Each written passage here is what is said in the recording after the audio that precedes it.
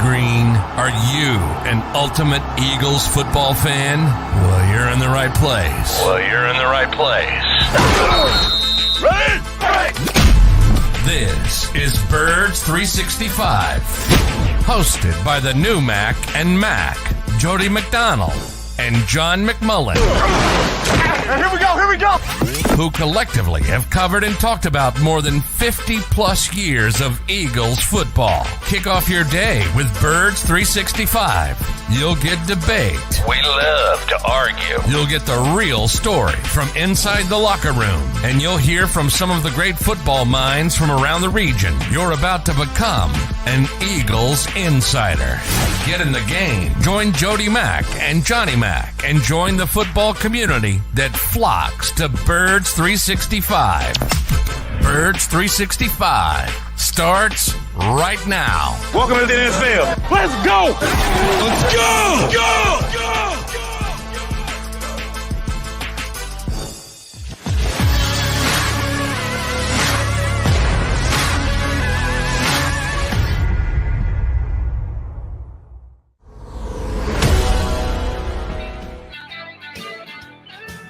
Welcome in Monday morning, Birds 365 show. Welcome, Birds 365 block. Don't adjust your screens. That's not Jody McDonald. That is my buddy Tone DeShields, the typical producer of this show, stepping in for Jody Mack. Now, we have to say this, Tone, right off the bat, because everybody's going to say Jody didn't wake up because Jody didn't wake up for one show over our first 300 or so shows. I think we're at 295.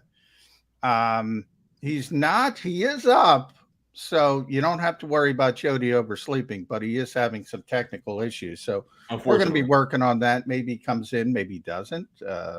But I'm thrilled to have you, Tone. Welcome to the program. Obviously, behind the scenes, Tone does all the heavy lifting.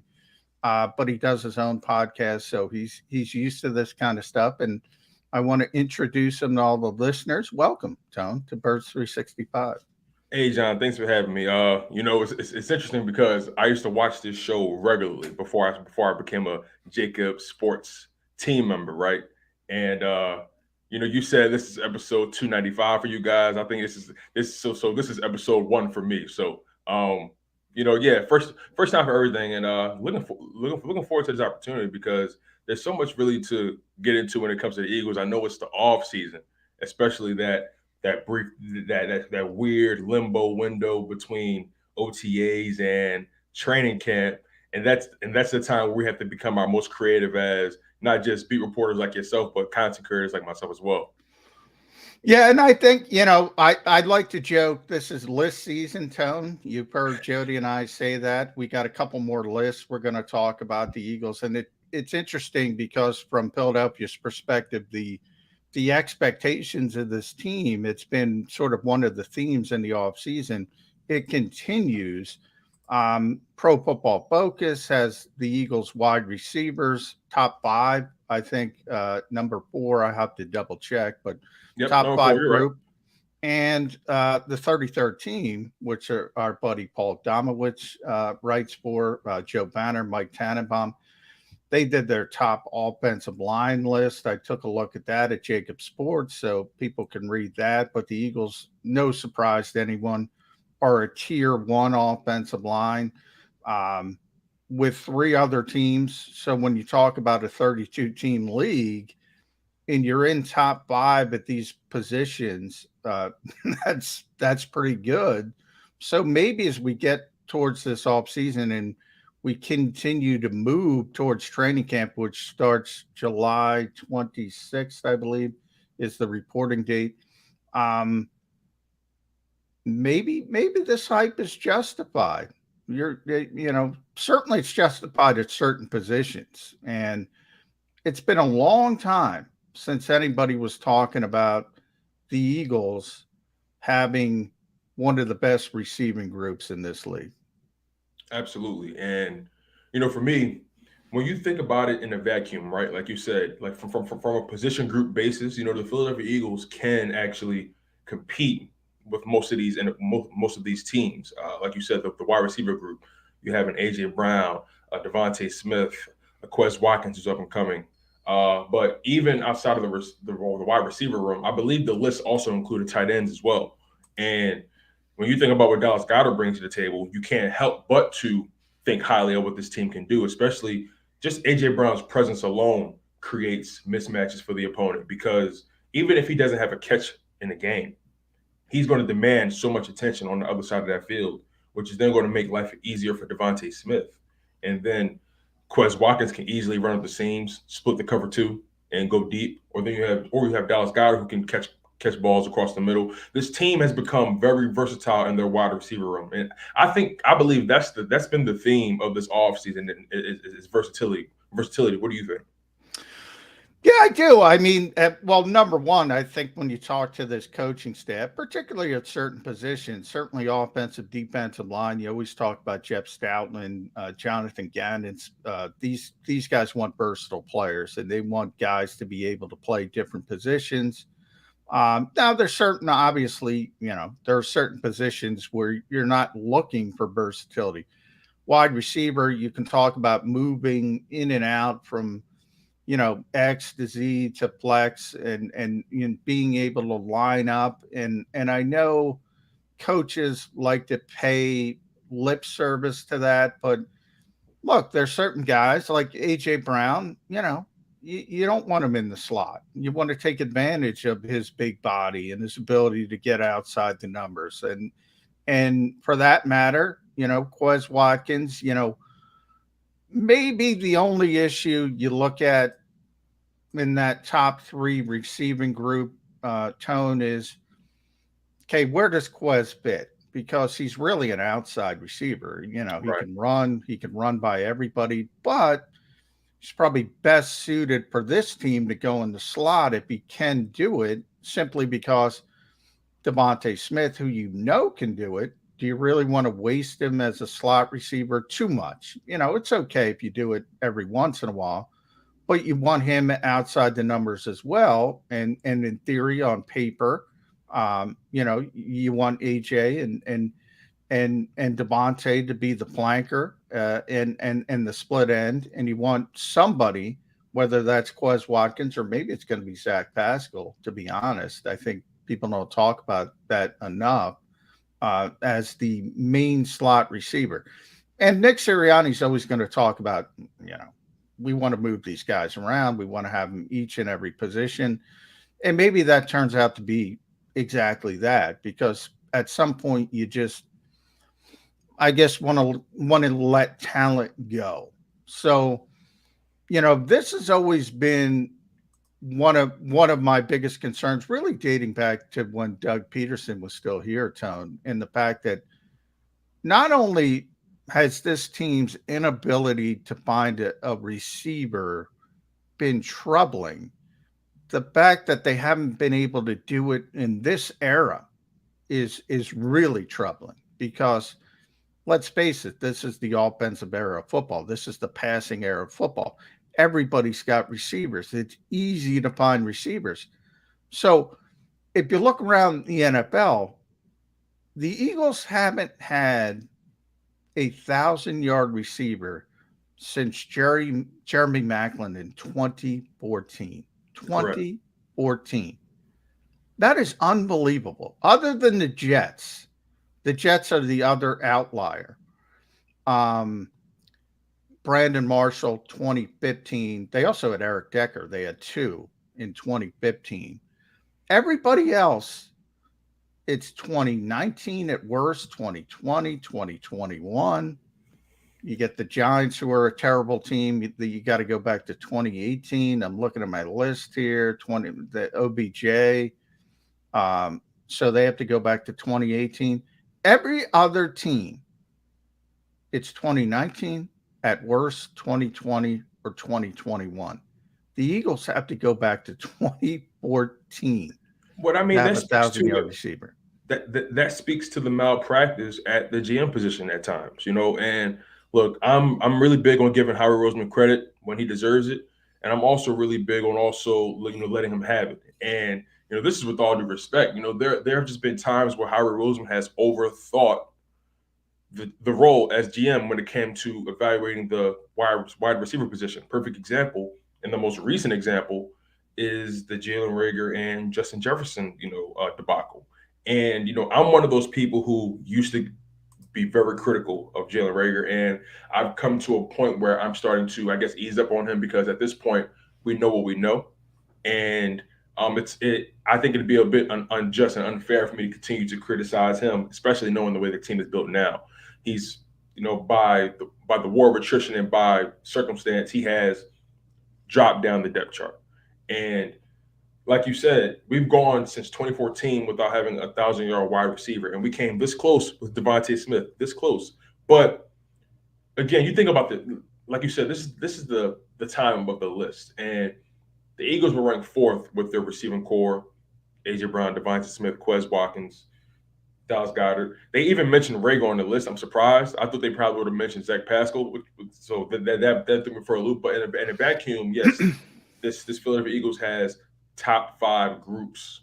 But when you think about it outside of the vacuum, can this team put it together? And you can have a top flight receiving core as much as you would like, but do you have someone who can get them the ball on a regular basis? I'm of the mindset of, I want Jalen Hurts to succeed, because if he does succeed, this puts this team in a much better position in the long run. But if he doesn't succeed, we have to be okay with that, and we have to be willing to move on as a fan base, and just in general. But I want to get your thoughts on something, since we're talking about lists. We mentioned the receivers, we mentioned the offensive line. We know our offensive line is top flight for the past several years. But I have a question for you. There's a list I compiled and I've been thinking about since yesterday. Who in your mind are your top 5 most important Eagles entering the 2022 season? That's it. Well, number 1 is easy, and that's the quarterback, and it's always the quarterback. That's everywhere. But most important, obviously, it's arguably the most important position in all of sports, I guess. If you're a baseball fan, starting pitcher on a particular day, maybe in the conversation as far as most important player. But that's once every 5 days, your quarterback. And as we're talking about those receivers, look, we now know, as people have said, Pro Football Focus. Okay, we know, and Nick Sirianni has said this as well, Tone. There's no projection with A.J. Brown. Typically, you're projecting with young players like Jordan Davis, a first-round pick. Tremendous upside, but it's still a projection. We have to see it. There's no projection with A.J. Brown. You've already seen it.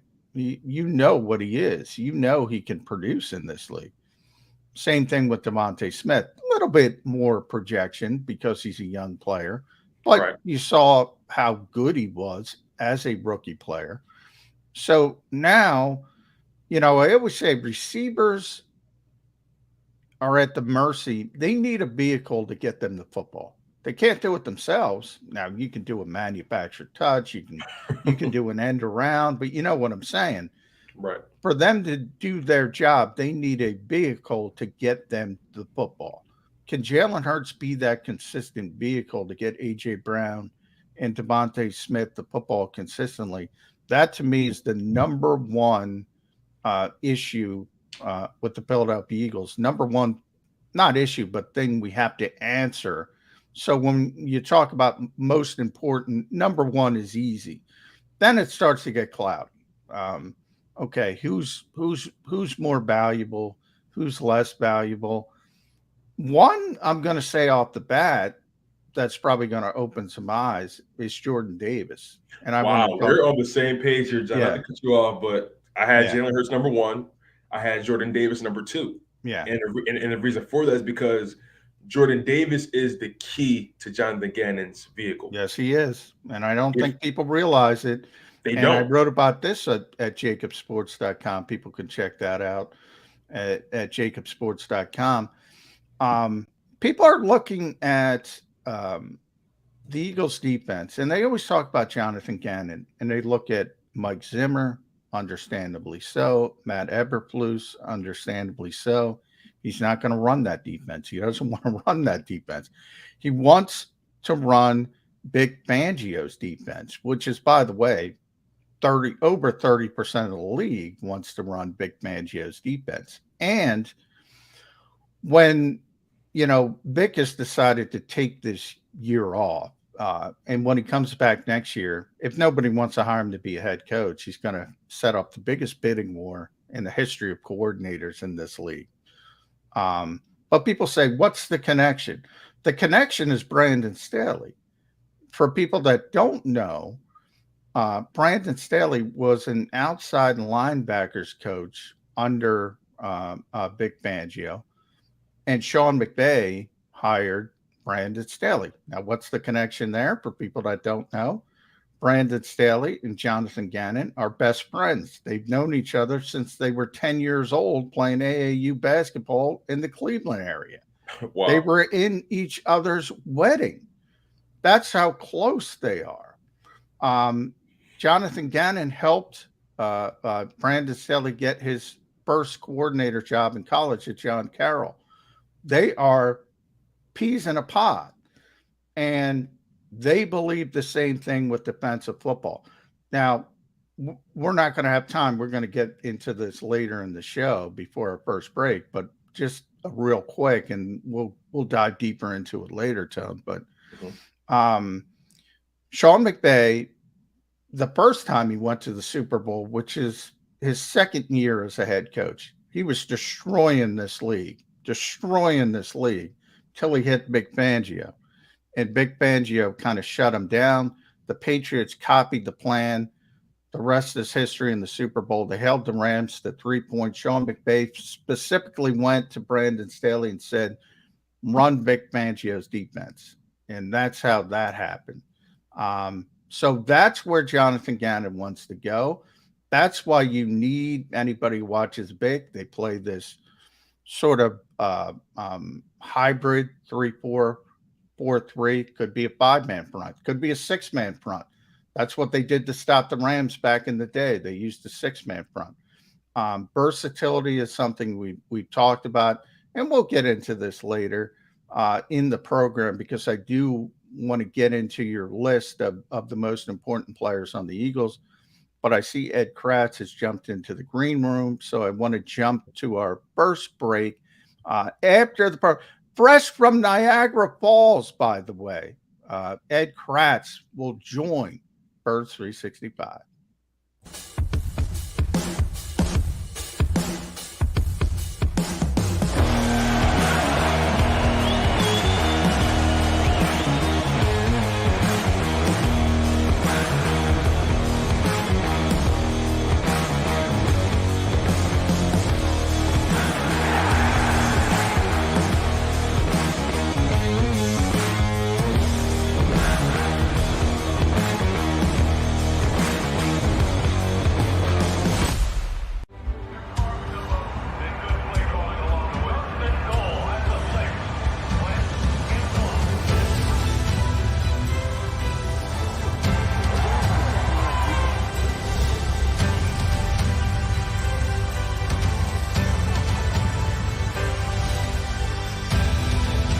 Field of life, First Trust Bank is there for you. Champions on 3. 1, 2, 3. Because Philadelphia dreams deserve a Philadelphia bank. At Action News, we cherish every moment, and it's our profound responsibility to bring you closer to your world. Never miss a moment. Trust the people at Action News. In Philadelphia, we celebrated the miracle with pride only 5 years ago. And then the following morning, IBEW Local 98 members went back to work, building this city, rescuing our communities from decay, and inspiring the young men and women of the region to take pride in who we are. Like the Cats, Local 98 members believe in hope.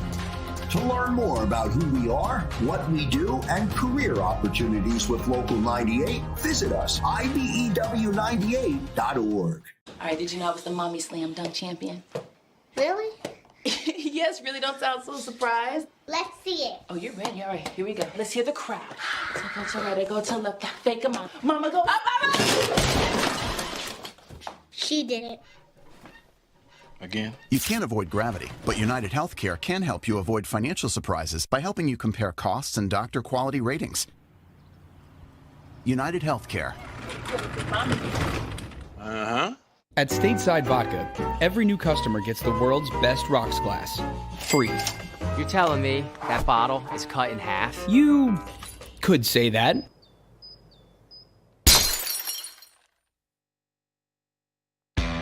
Go for the midnight dares. Go for the game. Go for the hits. Go for the fans. Go for the win. Go to Ocean Casino Resort. Book your trip at theoceanac.com.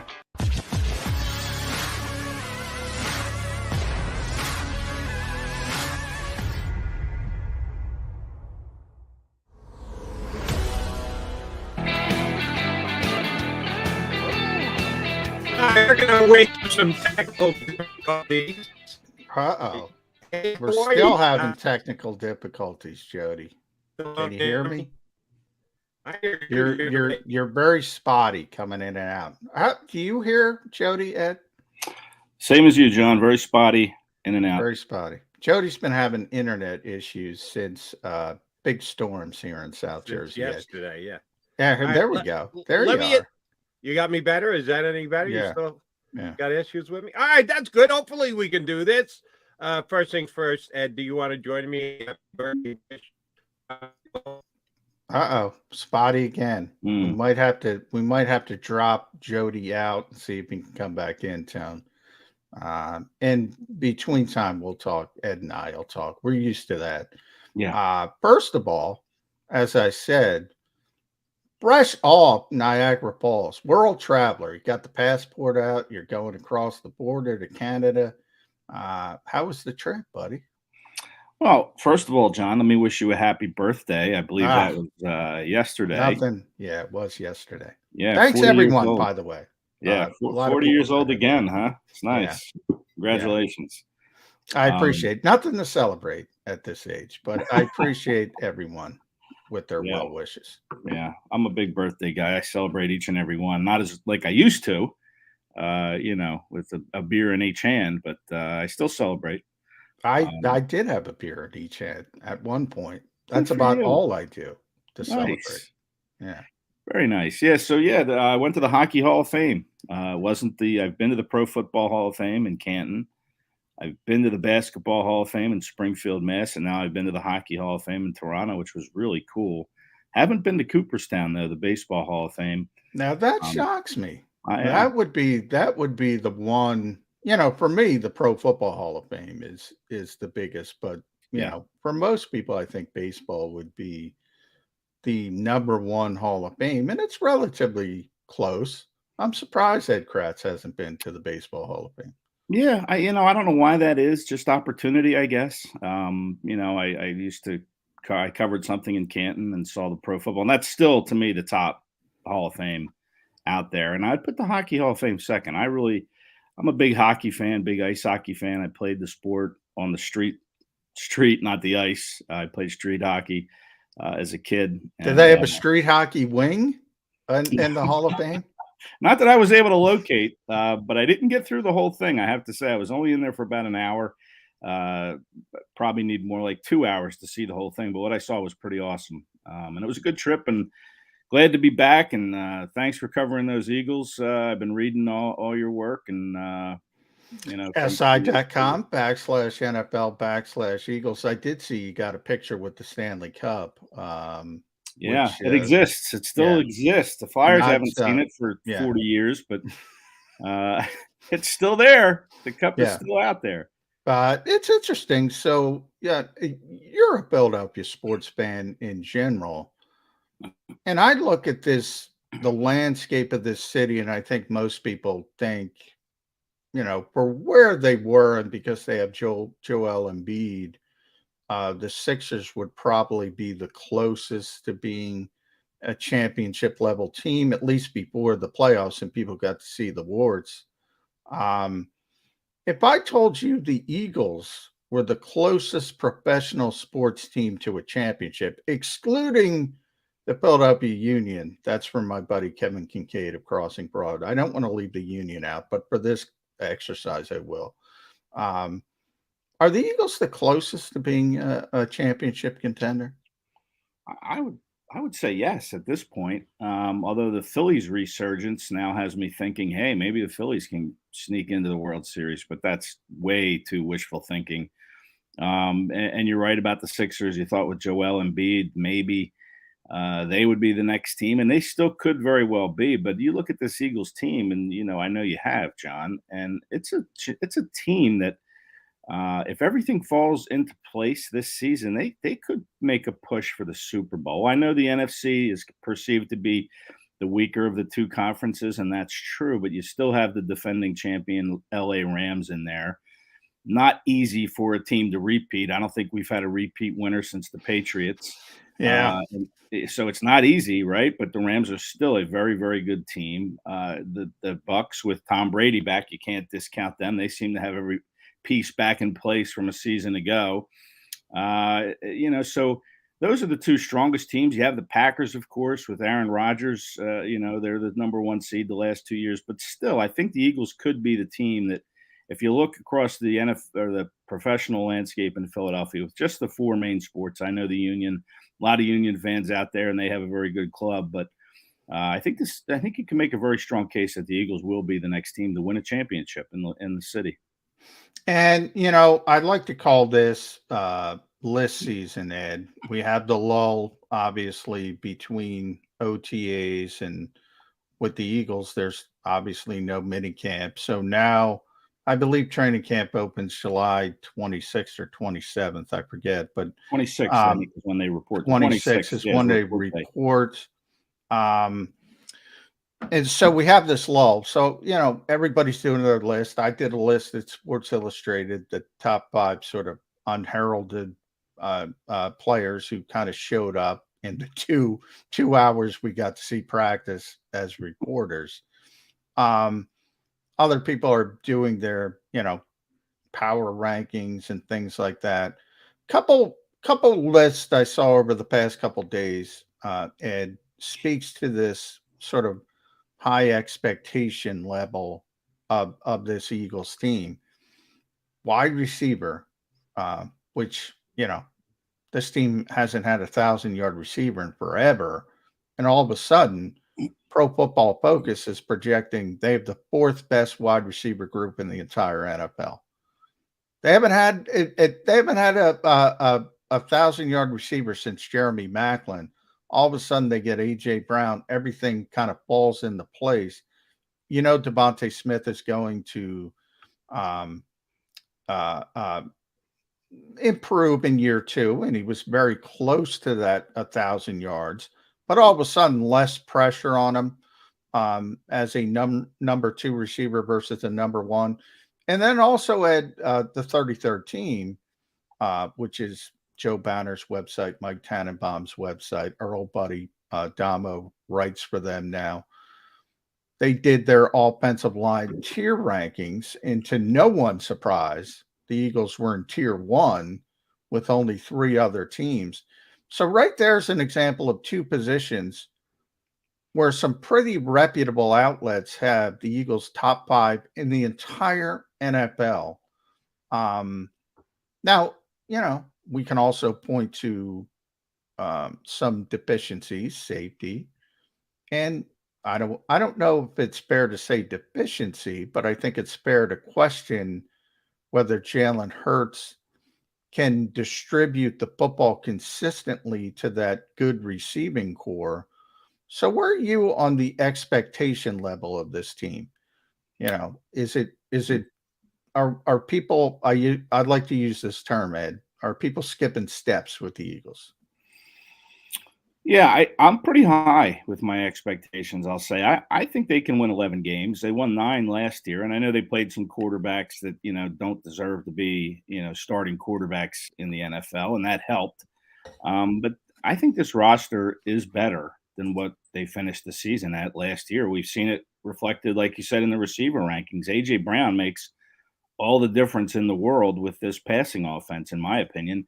Now you have to defend the perimeter, both perimeters. You just can't load up and double team a Smith or, a Dallas Goedert over the middle. You have to play an honest defense against this team because of those weapons. Now, of course, everything comes back to Jalen Hurts. Is he capable of distributing the football to the playmakers that he has, to this vaunted wide receiver class and the very good tight end in Goddard?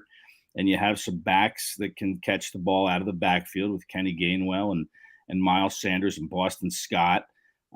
So it all is going to come down to Jalen Hurts. You can have these great rankings at every position, but where does Jalen Hurts rank, among the quarterback class? And he is, by rankings I've seen, I don't think he's been in the top 15.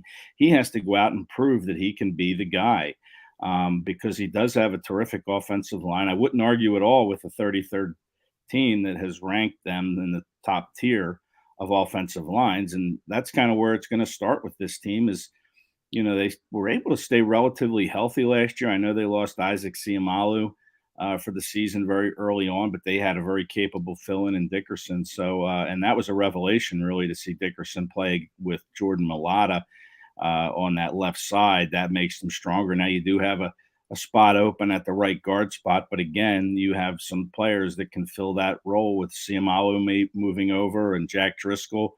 But so much of the health of this offensive line is going to hinge on Jason Kelce. He's made 124, I think, straight starts. Yeah.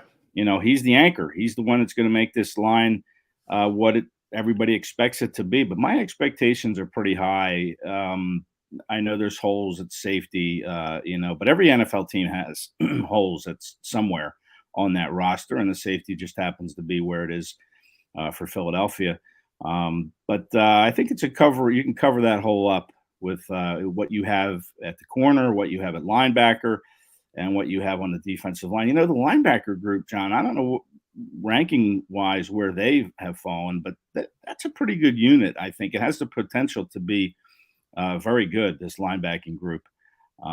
So that's another strong part of this team, I feel. And that's weird to say, just like it's weird to say with the receivers when you haven't had a receiver go over 1,000 yards since Jeremy Maclin in 2014. But still, my expectations are high. I think Hurts is a capable quarterback that can get this done. And I think they're an 11-win team. Some people will probably say over that, but I want to temper it a little bit. But I think they can win 11 games. Yeah, linebacker's interesting to me because it's certainly the best the Eagles have had in a number of years, the group, I think, at least on paper. But there is a lot of projection. We don't know if Nakobe Dean is going to be able to step in, and the Eagles started him very slowly. I think people who thought, everybody projected him as a potential first-round pick, and they're going to throw him into the deep end of the pool, which they will do with Jordan Davis. They started him behind TJ Edwards and Kaiser White, which I don't think surprised many people, but they also started him behind Davion Taylor and even Christian Ellis. And are basically saying, okay, Rook, work your way up, which I don't think is necessarily a bad thing, but if I had to sit here on June 13th, and I am sitting here on June 13th, so I'm going to ask you, which one, and I'm going to throw Davion in there as well, because I think the Eagles like Davion Taylor more than people realize. So you have four linebackers, TJ Edwards, Kaiser White, Davion Taylor, Nakobe Dean. You generally are only going to play two for major snaps. Which two of those four do you think is going to get the most reps from Jonathan Gannon? I think TJ Edwards, at least initially. I think Edwards will be the guy that gets the most reps. And, it's interesting, when you look at Kaiser White, I think he's very good. And I think he could be another leader in the rep department there. I think Edwards and White would probably lead the way, at least early on, because like you said, with Nakobe Dean, they're not just going to hand him anything. And when Howie Roseman put this linebacker room together in the offseason, adding Hassan Reddick, adding Kaiser White, he didn't know Nakobe Dean was going to be sitting there in the third round. He wasn't, kind of intent on saying, yeah, we're going to get Nakobe Dean in the third round, so let's not sign White or sign Reddick. He had no idea that Dean would fall there. But when he fell to, into the 80s, when the Eagles picked in the third round, they couldn't not take him. So yeah, right now it looks very strong because they did add Dean. And listen, I forgot Hassan Reddick in that mix as far as the reps go. Reddick. Well, no, because if you think about, I don't think you forgot him. If you think about the way the Eagles are splitting this up, and Jonathan Gannon has explained, they're going to have these overhang players, as he calls them, edge rushers, and that's sort of a combination of defensive end and Sam linebacker. So guys like Hassan Reddick and even Patrick Johnson and Kyron Johnson, they're in that room with Jeremiah Washburn, getting coached up by him, whereas the linebackers, the off-ball linebackers, the names we mentioned, the Deans, the Whites, the Taylors, the Edwards, they're with Nick Rallis. So the Eagles kind of consider them different positions. So I think you're right. I think it's about those four off-ball linebackers, and which two of those, Hassan Reddick's going, but Hassan Reddick's job is go get the quarterback. Yeah. That's going to be his job. And it's going to be interesting to see how they sort of manipulate the edge rushers. Is it going to be Josh Sweat and Hassan Reddick? Is it going to be Brandon Graham? How much of that? They're very deep in the front seven for the first time in a long time. And the more you look at this team, and maybe it is maybe we have too much time to think about this stuff in the off season, but they do look good on paper. And I'm the negative one, Ed. Yeah. So, yeah, that's true. But I love Kaiser White in this defense. I think, his strengths play to what Gannon wants to do. And they need somebody to, match up against the tight end. The tight ends, killed this team last year. And I think White is pretty good in coverage. And I think he gives them that extra layer of protection in the coverage game. And, it was funny, like we saw, sticking to those overhang players, we saw Derek Barnett and Brandon Graham getting some outside linebacker work too. Yeah. Right? They're dropping them in coverage. So when you talk about the versatility, you have to talk about that front seven, because there's plenty of versatility and so many different things Gannon can do week to week with these players. And that's what he talked about last year, is he didn't want to kind of define any one position, right? He wanted guys to, play multiple positions and keep offenses kind of off balance, but he didn't have the personnel really to do it, or even maybe the time to do it. In his first season, hit the ground running, getting used to being a defensive coordinator, getting used to your personnel. And then the season's here and they're working, on game planning each week. So, now he kind of knows what these players can do, and he can start cross-training them a little bit more and then see what he has. And I think it's going to make this defense even more tougher, I should say, for offenses to match up against.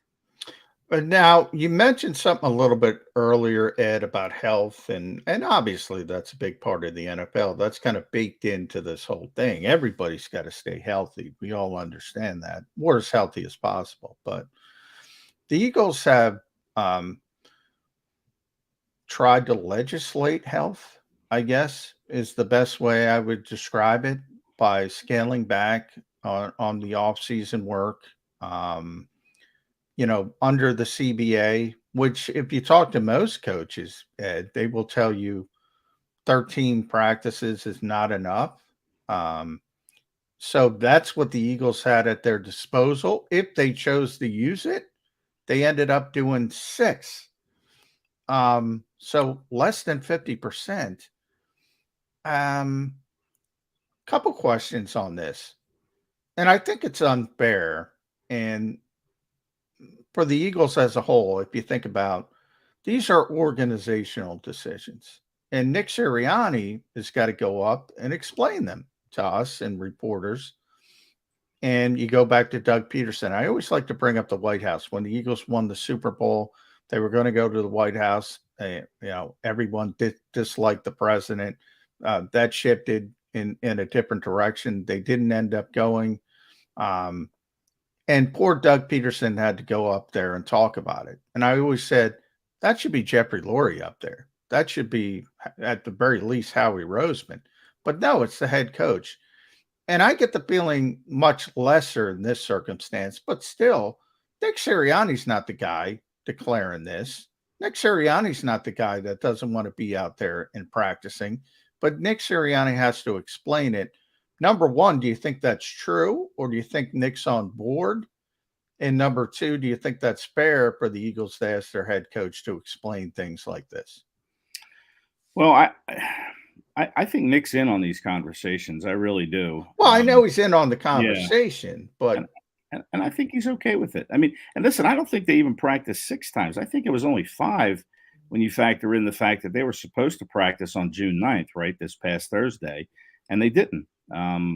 We asked, Nick was asked on Wednesday if they were going to practice on Thursday, and he said no, they weren't going to practice. So that to me leaves 5 OTA practices. And, we're old school. We want to see them out there, doing this and practicing and getting better. And how do you know your team is getting better if you're not practicing on the field? But I thought Nick did a pretty good job in defending the organizational decision on this, which I do think he is a part of. I think he's on board with this. And that is, hey, we had an extra week of weightlifting, in phase 1, which cut into our OTAs. And hard to argue, guys look, pretty jacked up. Look at Brandon Graham. He looks huge.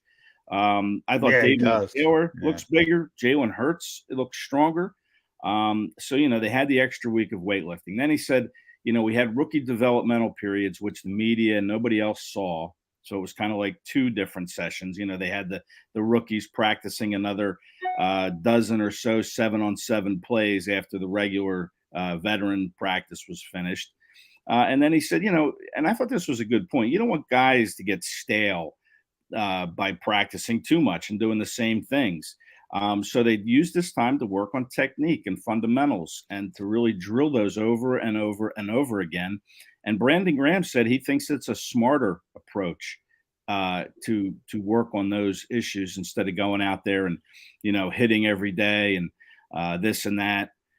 I'm not sure it really helps the injury front because they took this same approach last year and they lost Brandon Graham in week 2. They lost Isaac Seumalo early on. They lost Davion Taylor late in the season. They had some injury lists that were pretty lengthy. So I don't think there's any way to, legislate against injury, but I do think that there is a way to keep the body fresh, keep the legs strong and, responding to what you want it to do and to stay mentally sharp. And, banging on each other every day in the spring, I don't think is going to achieve any of those goals. I mean, you're going to still be sore. I know you have some time to recover, but I like it. I mean, I'm coming around to it. Like I said, I want to see them out there doing 11-on-11, doing a little bit of hitting, work the offensive and defensive lines. I mean, what must Jordan Davis think coming from college where they probably hit a lot? Yeah. Georgia? Yeah. And he comes here and he's like, well, when am I going to get to hit somebody? So but I think it is an organizational decision, but I think Nick, obviously he's in on those talks. I think he's okay with it. I think he's fine with this approach. And we'll see if more teams don't go this direction going forward. It's certainly different. Not many teams, I would say, practiced 5 times or fewer. They were the only 1 or 2 teams that didn't have that mandatory mini camp where you usually do see some hitting. Them and the Bengals, they were the only 2. So I old school, I hate seeing it, but I'm coming around to it.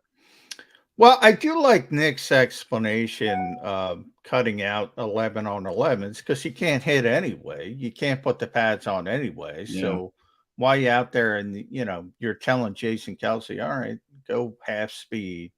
And he mentioned Fletcher Cox as well. Guys like that, it's kind of tough to tell them to go, hey, so why are they out there? So I'd like the fact that they cut it down to 7-on-7s.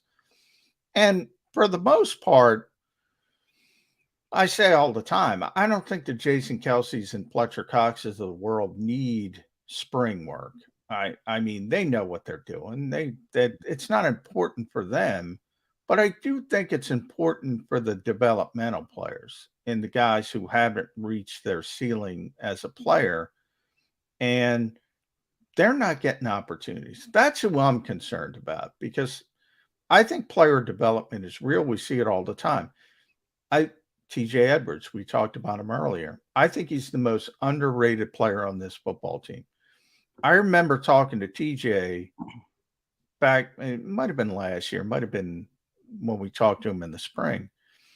And he mentioned, as an undrafted guy, he when he got here as a rookie, he was 9th on the depth chart.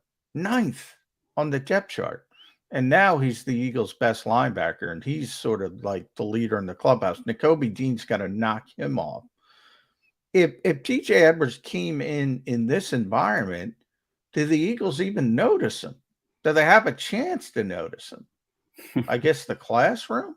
How do you notice the TJ Edwards? Yeah, I would say classroom's a big part of it, and they are on the field. Like, are they transitioning from the classroom to the field? Are they taking what they're learning in the classroom and applying it on the field when they get out there? Guys like Reed Blankenship, there's a role for a safety here. Jared Maiden, who had a really good spring, in the 2 hours. In the 2 hours, he was one of my top 5. I saw. Yep. Good story on the 5 under the radar five under the radar Eagles during spring, and Jared Maiden was on your list. But yeah, I think that, there's opportunity to kind of show what you can do, as long as you're, retaining what they're teaching you and taking it on the field. Yeah, you can find that out. I think, look, every football player is physically gifted, and every NFL player is physically gifted in some form or another. And again, Brandon Graham made this point. They're here because of their physical gifts. Now it becomes a mental game, like what's between the ears. And that's kind of what Sirianni is preaching is, you have to learn the mental side of this game. You have to learn the fundamental and technique until you can do it in your sleep. And Jason Kelsey's talked about that as he's gone over run fits with Jeff Stoutland for the last 6 years. He can do it in his sleep. And that's what you want. You want that muscle memory where you're not out there thinking, and then you can let your physical gifts take over. And, listen, again, it's the spring. You don't want to get nicked up going into this 6 or 7 week down period, having to rehab something that popped up while you were going too hard in the spring. And we've seen players that hit when you're not supposed to be hitting. It can get pretty physical when guys are just in shells. You don't have to have pads on. It's still pretty intense sometimes, these practices in shells, that they can be. But I think at training camp, we're going to see a lot of hitting when it comes to practicing in Cleveland and practicing in Miami. May not see a whole lot of it in Philadelphia, for the fans that show up to training camp. But, they're going to get their chance to hit come late summer, and they're going to get that physical part of it down. They're going to be able to work on those physical tools. But I think it's the right approach right now. And especially when you hear Brandon Graham say, hey, it's what's between the ears. We're all here because we're physically gifted athletically. And now we got to just translate the mental part of the game into what we can do physically. Joint practice champions, Ed Kratz. 4-0 last year. Can they go 4-0 this year against the Cleveland Browns, Miami Dolphins? They're going to be on the road. It's going to be more difficult. Against two very good teams, too. Teams with very good rosters. Very talented rosters. Yeah. It'll be good tests this summer for them. A little bit better than last year. I think the Jets are obviously the Jets. They're getting a little bit better, but last year, not a very talented team. And New England, if you think about, they were sort of rebuilding as well with Mac Jones, and Cam Newton was still there at the time, taking all the first team reps. Mm-hmm. So they weren't great. The talent they should see this summer should get them ready, because Cleveland is a really good football team. Don't know if they're going to have the quarterback situation because of everything's going on. Miami, same thing, for different reasons. A very talented roster, but do they have the quarterback to take advantage of it? Maybe all three of those teams. It's apropos. That's going to be a theme. I just came up with a theme for those. Put it in your notebook. Put it in your notebook so we can revisit it. I just came up with the theme just like that. He is Ed Kratz at KratzE on Twitter, si.com/NFL/Eagles. EagleMaven.com is the easiest way to get there. Ed, I'll leave you with this. I got to ask you about Niagara Falls because I haven't been there in, I was trying to think about 20, 25 years maybe. How many times have you been there? What's the first time? I want to know how much it's changed. Do you have that dichotomy? Is this the first time? I don't know. Is this the first time you've been there? I had been there this was my fourth time actually. Oh, so Yeah, but the first two were very, quite a while ago. The most recent prior to this past trip was when the Eagles played in Buffalo 3 years ago in 2019. I drove up, took my wife and two of my daughters, and my girls loved it. And I don't think it's really changed at all, But it's funny because the falls, they keep talking about how they're eroding like 3 feet every year. And I'm not sure if the erosion's got them going down smaller and smaller or back further, into the land. But they still look the same height to me. It's still a pretty breathtaking view when you look at it. But when we went at the end of October in 2019, when the Eagles played the Bills, there were Eagles fans, of course, all over. So you're on the Maid of the Mist, that ride that brings you right up to the falls, which is spectacular. And you're hearing Eagle chants, E-A-G on the boat, and which was fantastic. But there were none of those Eagle chants this year, of course. But that was a pretty cool experience to be at Niagara Falls, listening to these Eagle chants break out every now and then. But I still think it's a great experience if you haven't been there or it's been a while. It hasn't changed a lot, but the attractions are still there, and there's still a lot of fun to do. And it like my daughter said, I stare at these falls, and it's still breathtaking every time you look at them. It is unbelievable. Yeah, it's cool. Yeah, and the water's really like green, and it's clean, and it's clear, and it's just it's just a really nice experience. And then, like I said, we went up to Toronto, where the Hockey Hall of Fame is, and the CN Tower, and there's some things to do in Toronto, and it's only about an hour 15-minute drive, so it's not bad. So yeah, I think it's a great trip, and Niagara Falls is a really one of those national landmarks that you should go see. And I know the Eagles are going out to Arizona in October. The Grand Canyon's sitting there too. There we go. I know. Beautiful. Now your wife gets you all these deals, right? See, I don't know where you have time to figure this out. I got to get my wife on this stuff. Yeah, she's the one. She loves planning all this travel stuff, and I'm just along for the ride. It's the same when we got married. I'm like, honey, just tell me the day and the time where I pick up my tux, and I'll be there. And it's kind of the same way with the vacation stuff. She does all the planning, books all the hotel, the travel, breaks it all down. So I don't have to mess with it. I just go with the flow. Best way to go. And you went with the flow. I appreciate you getting up early. Ed Kratz, Birds 365. We haven't had you in a couple of weeks, so the listeners have been clamoring for their segment with Ed Kratz. There you have it. SI.com/NFL/Eagles. Read Ed there. You can read me there as well. Appreciate it, Ed. See you soon. Enjoy the rest of your summer. Obviously, you're going to be back on Birds 365. But absolutely, thanks again. To it. You got it, John. See ya. And we're gonna. Xander Krause popping up. John, I'm just popping in real quick. We're having more technical issues. I'll let you get to the break, but Tone with technical issues. The storms in the area, they're messing with everyone this morning. Oh wow, Tone's having technical issues. So we'll see what happens when we come back. That's the exciting part of Birds 365. I'm the only one not having technical issues, and maybe Xander Krause is back. More Birds 365 after the break. Go for the poles and the pools. Go for the oohs and the ahs. Go for the bubbles and the bubbly. Go for the story and the stories. Go for the win. Go to Ocean Casino Resort. Book your trip at theoceanac.com.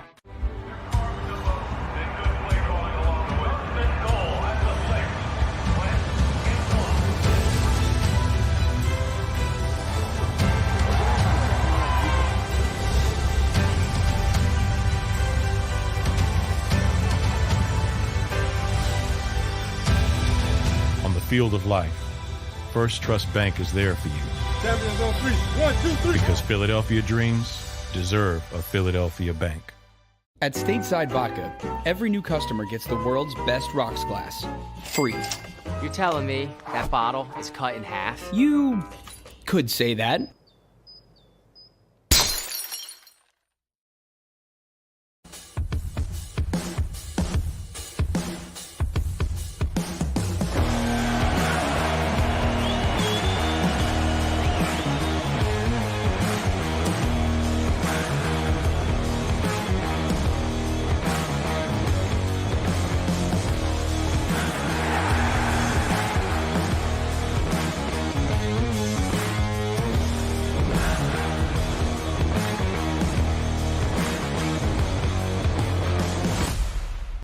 At Action News, we cherish every moment, and it's our profound responsibility to bring you closer to your world. Never miss a moment. Trust the people at Action News. All right, did you know I was the mommy slam dunk champion? Really? Yes, really don't sound so surprised. Let's see it. Oh, you're ready. All right, here we go. Let's hear the crowd. So go to right, I go to left, fake 'em out. Mama, go up, up, up. She did it. Again? You can't avoid gravity, but United Healthcare can help you avoid financial surprises by helping you compare costs and doctor quality ratings. United Healthcare. Uh-huh. Go for the midnight dares. Go for the game. Go for the hits. Go for the fans. Go for the win. Go to Ocean Casino Resort. Book your trip at theoceanac.com.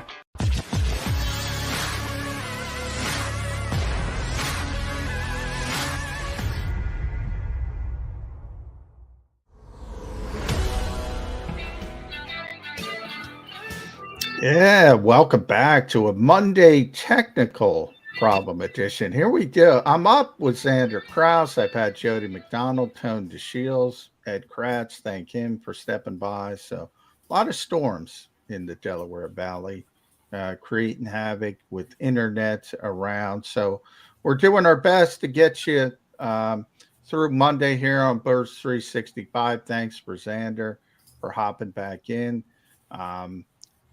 Devon Allen, you and I were talking a little bit off air. That's going to create some buzz. That's going to create some excitement. Devon Allen, the third fastest time in history, Xander Krause. That's pretty good, Johnny Mac. Yeah. The New York City Grand Prix, USA Track Federation, 110-meter hurdles. Devon Allen, already a two-time Olympian, runs a 12.84. Again, third fastest time in history. The record, by the way, for those who want to know, is 12.80. So he was that close, and that was set by Aries Merritt in 2012 in Brussels, Belgium, for you track fans, or if Ruben Frank is listening. 12.84, Devon Allen. You know, he hasn't played football in 6 years. For those who don't know Devon's history, he did play football at Oregon, and he wasn't, you know, he was a good player, and he was a good receiver, and he decided, look, I have a chance to be an Olympian. You know, you really have to concentrate on that if you want to accomplish that goal. And he had to make a difficult decision, and he chose track and field. Probably made the right decision at the time because he has made the Olympics twice. Now, you fast forward to where we are now, Xander, and he's thinking to himself, I believe he's 27, and he said, if I'm going to do it, I have to do it now and try to make the transition back to football. But he's still running track.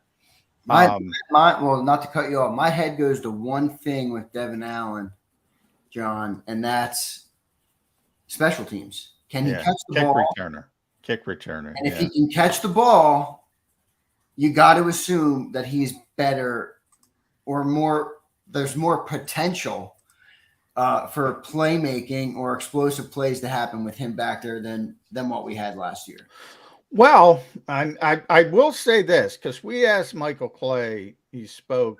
It wasn't last week or the week before.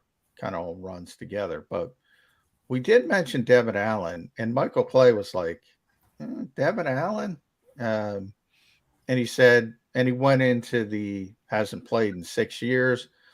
And remember, Michael went to Oregon. Michael's an Oregon guy. He played football there, so he's very well aware of Devon Allen, what he can do, his potential. But you could tell by the way he was talking, and this is where I want to temper Eagles fans a little bit in the fact that, I think the plan is here. Get him into camp. Remember, he didn't get any offseason work because he tested positive for COVID. So he wasn't even at OTAs. Obviously, he's healthy enough to get back and run a 12.84, so he's fine. But, you still have those hurdles you have to get over, and he couldn't do that work. And so he's not going to do anything till they get to training camp. And then he's going to stop the track stuff, he says, until after the Super Bowl. And he's crossing his fingers there. But can he help the Eagles in 2022? I think this is more about seeing what he has in training camp, trying to get him up to speed, trying to ramp him up, getting him on the practice squad, get him through waivers, and then see what you have a year or two down the line. On the other hand, if there's one thing you can do, he's probably not going to be a receiver, right? He's not going to run routes. He's not going to do things like that. There's one thing you can do. It's kick return. Just catch the ball and go. Two things there, though, Xander. One, there's maybe 2 kickoff returns a game in the NFL. Do you really want to waste a 53-man roster spot on somebody who does nothing else? That's number one. And number two, there is a decision-making part of it, which you see with Jalen Reagor. Oh, yeah.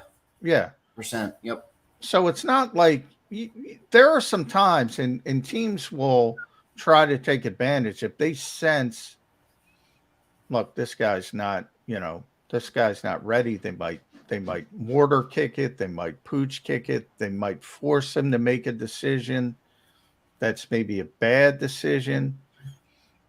I don't know.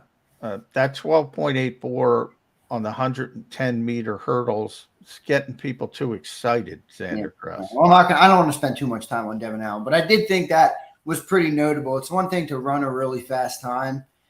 It's another to place yourself like among the fastest ever in ever. Yeah, which is pretty impressive. But John, I want to move off this real quick, and I want to ask you a question. You've been down there for any time there's been availability to the press. You've been present. You've been questioning the coordinators at the conferences, the players, blah, blah, the whole 9 yards.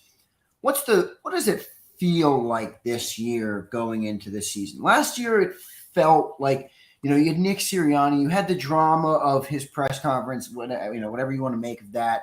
What does it feel like going into is the inside of that locker room feel as good about this season, or does it seem like they feel as good about this season as the outside does? I do a lot on the JAKIB channel. I produce the whole channel, so I see all the comments. The fans are fired up. The commenters, the listeners, the 209 people watching us right now, they're fired up. They're ready. They're excited about the acquisitions, and I think they should be. I think Howie did a really nice job this offseason. And by the way, like, share, and subscribe. I got to get that in for the 212 people watching live, and the many thousands more that will watch on demand at JAKIBsports.com or our YouTube channel. Xander, it's interesting. I think this team thinks they're really good. I think they have a chance to be a really good team, and I think they have a chance to be a really good team. Of all the people, the one tempering things the most has been Howie Roseman. Because I think he's been through this before.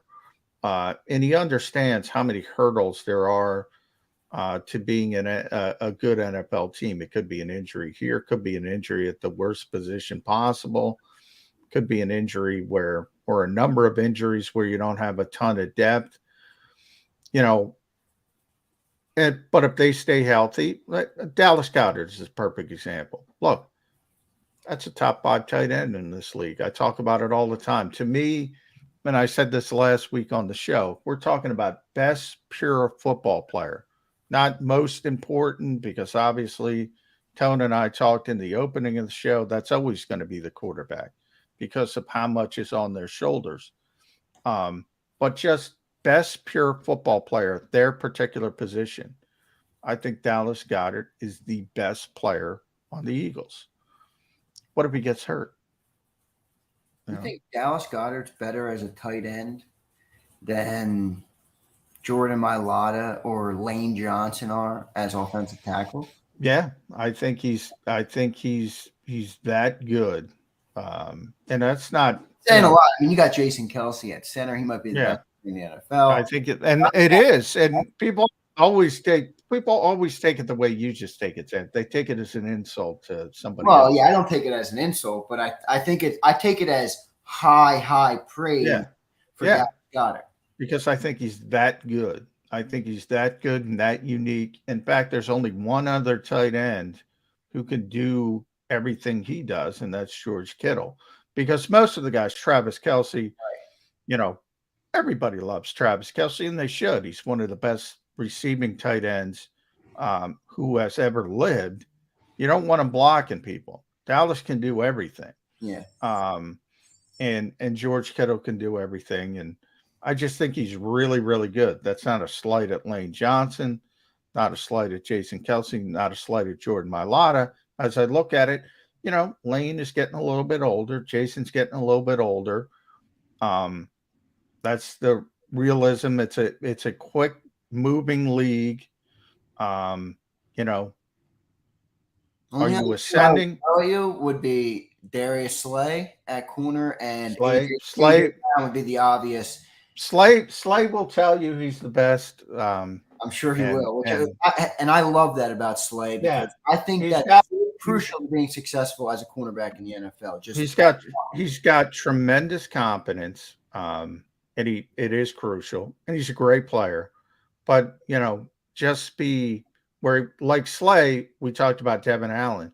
Slay wants to race Devon Allen. All right, dude, you're going to lose. I mean, I always laugh at Tyreek Hill wants to still race Usain Bolt. You're insane. Shut up. These are track stars. They're on a different level. But you need to have that confidence. Slay's in the conversation. They have good. A.J. Brown's in the conversation for being the best Eagles player. I think fair. I think that's fair. Yeah. They're all, and that's the point. There was a time a very short while ago where we weren't talking about A.J. Brown's and Darius Slay's, and Lane Johnson was having his ankle issues, and there weren't a lot of good players on this team. Now there are a lot of good players, and that's a good thing, Xander. That's a very good thing. The other thing to throw into that is not just are there good players, but the age of the team. I remember after we won the Super Bowl, it was this really big talking point, how the average age of the Eagles was over 30 or whatever. I don't know exactly what it was, and I can't, rewrite it, but that's what I remember the talking point being that. Now you look at some of the talent. You mentioned Dallas Goedert, Jordan Mailata, A.J. Brown, Devontae Smith. They have a really Jalen Hurts, 24, whatever he is. They have a really young core of good, talented players. If they progress like half of what people are hoping for, I think there's good things. Well, yeah, and that's where the pressure comes on Jalen Hurts. Let's be honest, because we are talking about list season, how I started the show with Tone, and the fact that all of a sudden the Eagles haven't had a 1,000-yard receiver in forever. Now people are talking about they've one of the best receiving groups in the NFL. The offensive line, it's been that way for a while. So there are certain positions where they have been defensive line as well. They're generally very strong at linebacker. One of the best linebacking groups they've had in years. Maybe not to the level of receivers, at least on paper, but still much better than it has been. Cornerbacks, all of a sudden you have Slay and Bradbury. You got to go back to at least Sheldon Brown and Lito Shepherd, at least from a reputation standpoint. It's been a while. So that's the point where Howie's done a very good job. But I do find it interesting that Howie's the one who, and he's done this a couple of times, and he's done it on certain shows. He did it with the Sports Take guys here on JAKIB Sports. And he's done it behind the scenes, to be honest. And he's, trying to put a dampener, I think, because some people are just taking this and saying, all right, this is a really, really good team. Right. You still have the Rams. You still have the Packers and Aaron Rodgers. You still have the Bucs and Tom Brady. And people look at it and say, well, the Packers lost Devontae Adams. Well, the Bucs lost some offensive linemen. Ali Marpet retired. Still got Scapa left. Max. All right. And Jody said this to his credit before the playoff game. When there were a lot of Eagles fans saying, we want Tampa Bay. We want Tampa. He said, no, you don't. You don't want Tampa Bay. And it's not just Tom Brady, but that's a big part of it, Xander. That is a big, big part of it. Aaron Rodgers, Matthew Stafford, Tom Brady. Yeah, I mean that's as big of a part of it as the mall, like you just said. I want to go, John, to the corners. You caught my attention with the corners, just looking at how big the addition of James Bradbury was, and I mean even last year they signed Steven Nelson, and he was a good solid corner, but the James Bradbury signing felt different than that. I mean, obviously it happened much earlier. It was a much different thing, but it felt like it was like, wow, they added another good starting caliber that started a lot of games, which I think is important to the roster. That whole conversation we had with Tay Gowan, I don't even know that. I can't even remember. Yeah, Tay Gowan, Gary Vincent, Mac McCain. Where are we staying with them? Are they slotting in for cornerback 3? I know Avonte Maddox is your obvious corner, but yeah, I mean Devontae's the nickel corner. And then it was interesting because the way Nick Sirianni and how we talked about it in the off season, it seemed like Tay Gowan and Gary Vincent would be in the mix to be those backup corners at least. And people were talking about, okay, who's going to start, Zach McPherson or Tay Gowan? So Zach is, I guess, are you splitting hairs at that point, John? Yeah, you are. But it is interesting that Mac McCain.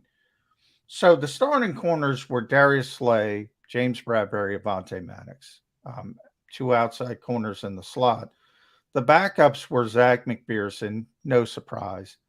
Mac McCain on the outside, Josiah Scott in the nickel, no surprise except for Mac McCain. The fact that Mac McCain is ahead of Tay Gowan and Gary Vincent, a little bit of a surprise at least early in the process.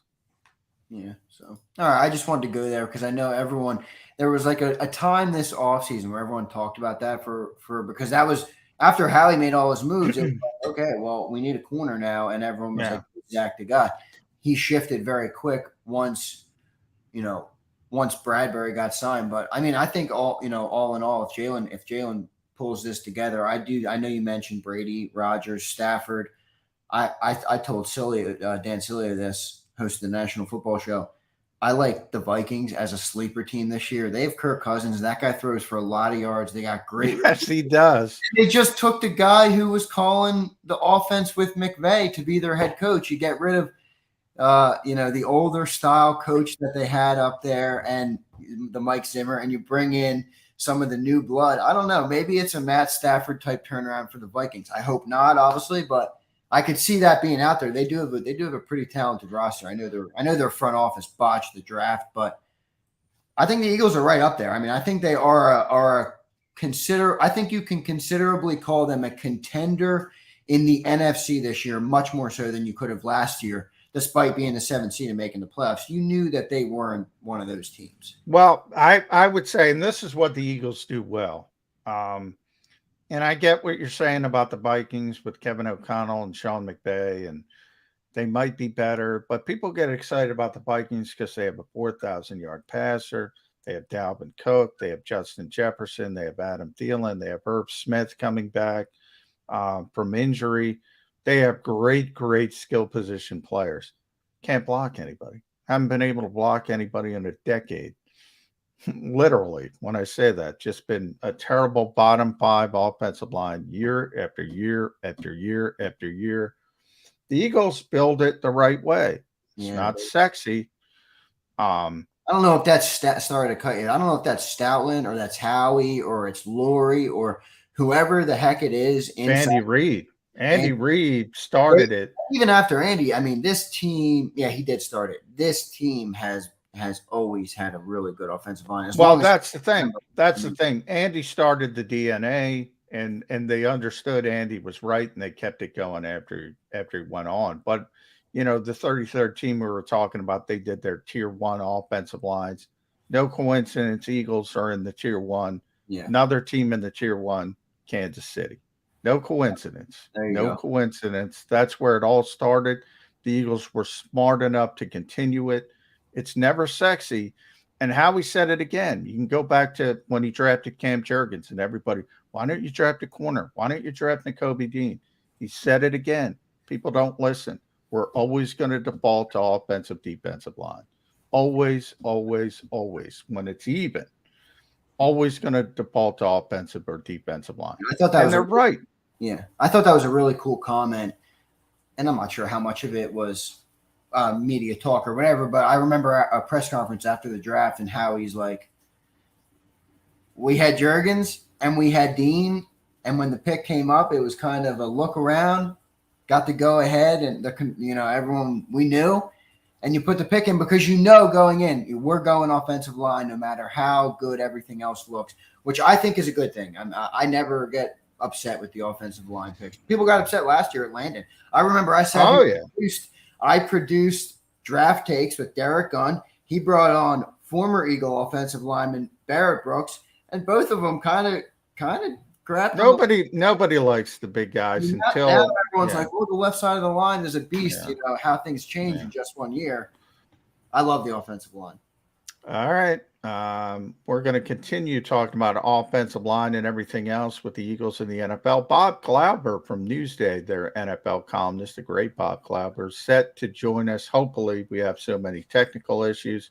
Bob will be here after the break. If not, Xander will be here after the break. So we'll see how it shakes out here on the Birds 365 Monday. Go for the polls and the pools. Go for the oohs and the ahs. Go for the bubbles and the bubbly. Go for the story and the stories. Go for the win. Go to Ocean Casino Resort. Book your trip at theoceanac.com.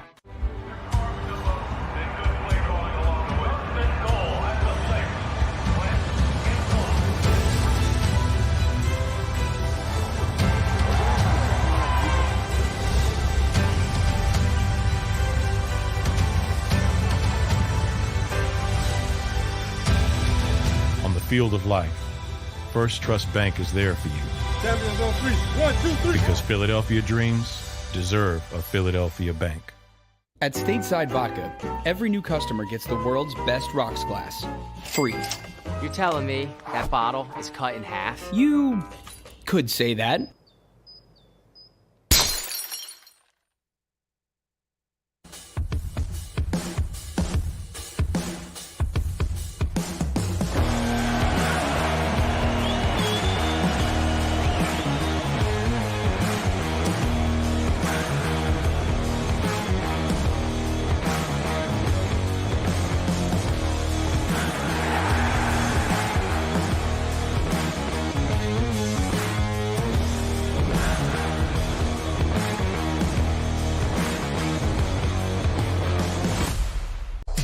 Action News, we cherish every moment, and it's our profound responsibility to bring you closer to your world. Never miss a moment. Trust the people at Action News. All right, did you know I was the mommy slam dunk champion? Really? Yes, really, don't sound so surprised. Let's see it. Oh, you're ready. All right, here we go. Let's hear the crowd. So go to right, I go to left, fake 'em out. Mama go up, up, up. She did it. Again? You can't avoid gravity, but United Healthcare can help you avoid financial surprises by helping you compare costs and doctor quality ratings. United Healthcare. Uh-huh. Go for the midnight dares. Go for the game. Go for the hits. Go for the fans. Go for the win. Go to Ocean Casino Resort. Book your trip at theoceanac.com.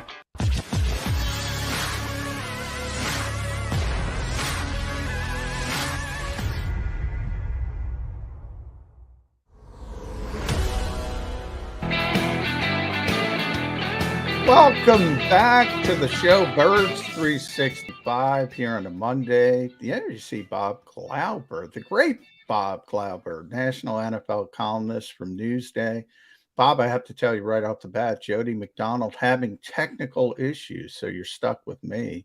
But I'm thrilled to have you. And that's the upset, John, that he's having technical difficulties and I'm not. Yeah, a lot of storms in the area. We're all on the East Coast, obviously, so we're having a bunch of technical issues. But I'm thrilled to have you, Bob.